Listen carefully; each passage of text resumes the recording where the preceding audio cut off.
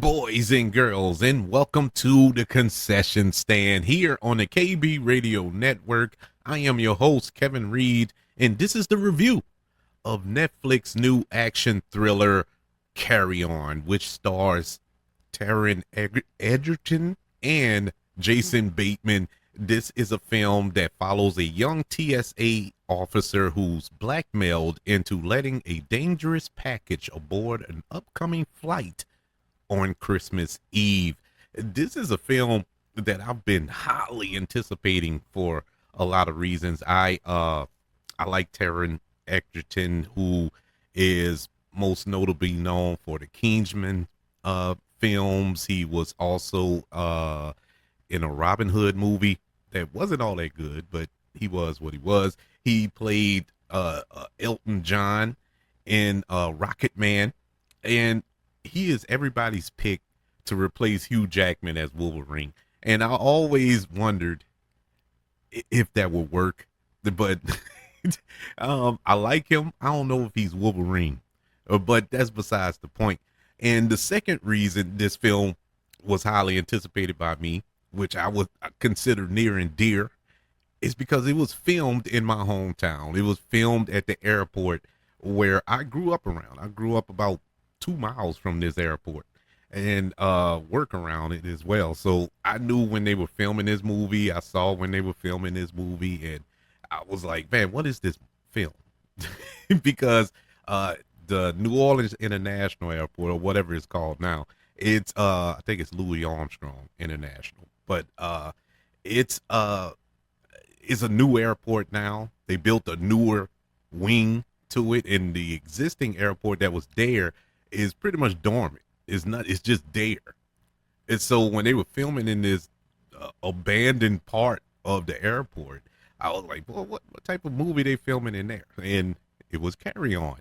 And so I was excited to see how the movie turned out, so to speak. Even though this film is set in Los Angeles, that's why I love movies. The magic of filmmaking, to make it look like LAX, but it's actually in New Orleans. But it is what it is. It still worked for me.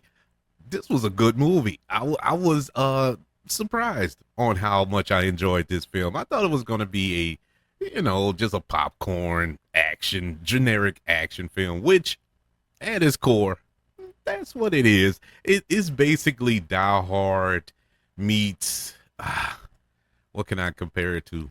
Those typical, is Die Hard on a bus, Speed, Die Hard on a train, Die Hard on a boat, under siege and stuff like that. There's always a comparison.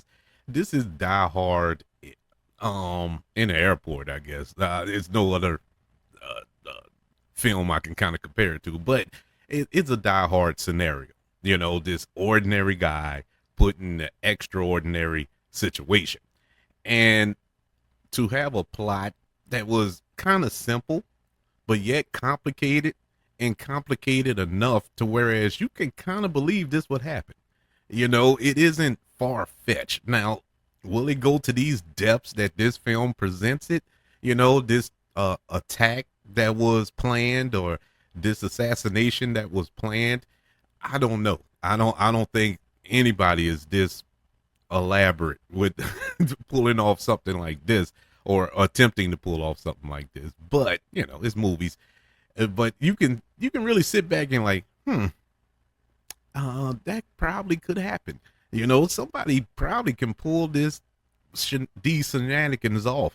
This film is directed by Jaume Colette Serra, who is a prominent filmmaker. He's made some really good action movies in the past, most notably the Liam Neeson little action genre that he was in. It seemed like every action movie outside of Taken, Jaume Colette Serra, I think I'm saying his name right. I pray that I am. He directed. You can go back to Nonstop, The Commuter, The Unknown. He also directed Jungle Cruise for Disney with Dwayne Johnson, and he most recently his last film was Black Adam. Now, the less said about that, the better. But hey, he tried. But he, as far as the action, how he films it, I really enjoyed it. My favorite film of his is The Shallows with Blake Lively, that shark movie where she's stuck in, uh, I think, a buoy, and this shark is hunting her. Very good movie. Love that movie. And he also directed Orphan as well. Uh, that just crazy out there film that was considered a horror, I guess you could say, but it is good. But he did an excellent job in this film to really uh build the tension. There was a lot of tension in here. You know, you putting yourself in Egerton's shoes throughout the film and keeping you on edge, and keeping him on edge. He never gets the upper hand. You know, he's always behind the ball, even though they did a good job of displaying him as being a smart guy. He's very smart, very observant, but he's just one step too slow to our villain. And it is this chess match that they're playing is just beautiful to watch. Speaking of our villain, Jason Bateman, I mean, when is Hollywood, and I guess you could say audiences alike, going to give this man the love and respect that he deserves? I know Jason Bateman is at his core a comedic actor. We all know him from being in the sitcom growing up, you know, Teen Wolf 2, in movies like that, Horrible Bosses, and all that type of stuff. But when he went to Ozark, when he did Ozark, he really flipped the switch, you know, to show that he has a darker side to him. And this film, him being the villain, is so good. And he's not a villain with, you know, physical strength or physical presence, you know, because it's Jason Bateman. I mean, let's be real. But his voice, bro, Jason Bateman just has that tone that is so cerebral and, you know, thought out. He just comes off as the smartest man in the room. And the way he just plays games with Taron Egerton's character throughout this film is a beautiful thing to watch. I really enjoyed him. He is the main reason to watch this movie. Even though Taron Egerton does a really good job as the hero, I liked his character. Really, I loved his character. To be honest with you, he is somebody you can get behind, cheer behind, because he is a ordinary guy. There's nothing special about him. You know, he's not a superhero. He's not a cop that, you know, is living on the edge and, you know, you know, expert marksman and can pick up a gun and handle his business against these thugs and all this other. That's not this character.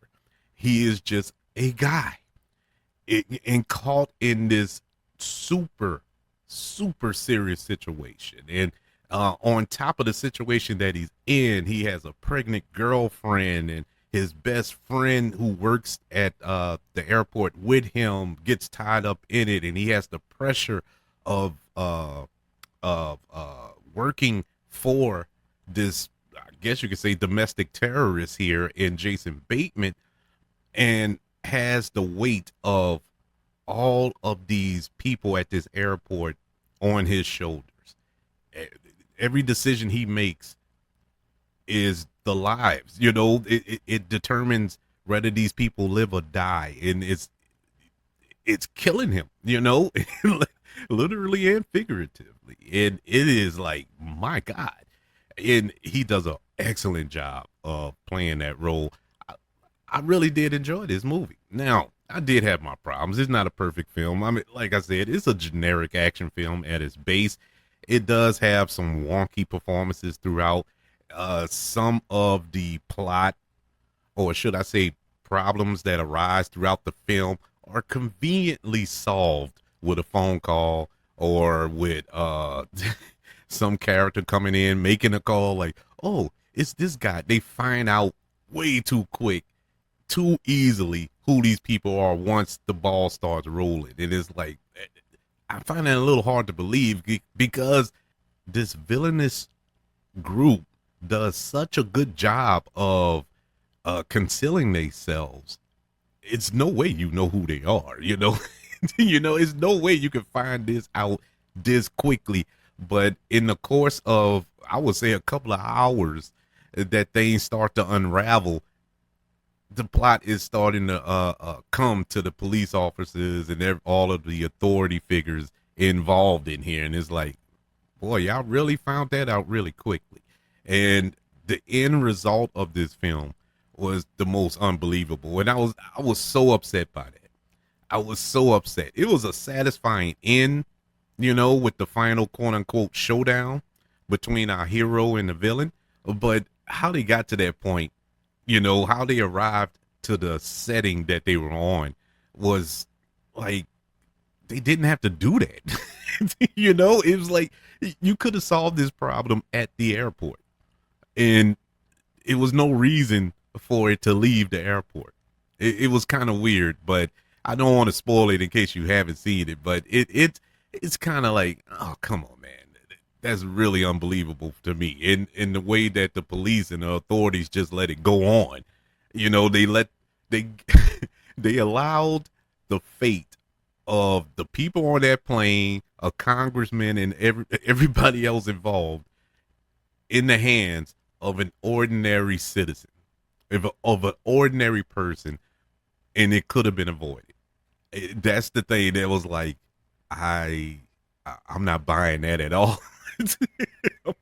I'm not buying that at all. Even though I liked how it ended, I liked the ending. I just didn't like how it got to the ending. But overall, I enjoyed this movie. This was a fun movie. It's truly a good Netflix film, and I would say borderline theatrical film. I could have easily seen this in the theater. It's that good. It's that good of a quality film. The talent involved in front of and behind the camera, it's really, really good. But as far as the next Netflix film, it exceeds my expectations.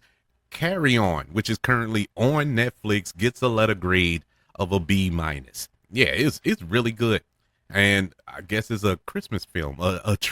It can become a Christmas classic right next to It's a Wonderful Life if you want to watch it. But I enjoyed it. I hope that you do enjoy it. If you watch it, I highly recommend it. If you have watched it, I would love to know your opinions of Carry On. Email the show, kbradiopodcast@gmail.com. You can also search for this show on all social media platforms. Just search for the KB Radio Network. Also subscribe to the KB Radio Network channel on YouTube, and like this video if you don't mind. Don't forget about the 5 stars, the reviews, and sharing this show if you're listening on Apple Podcasts, Spotify, iHeartRadio, wherever you are currently listening to the concession stand here on the KB Radio Network. Everybody, thank you for joining me for this review of the new Netflix action thriller, Carry On. Want you all to know that I love you, continue to love everyone, and until we speak again, you all be blessed.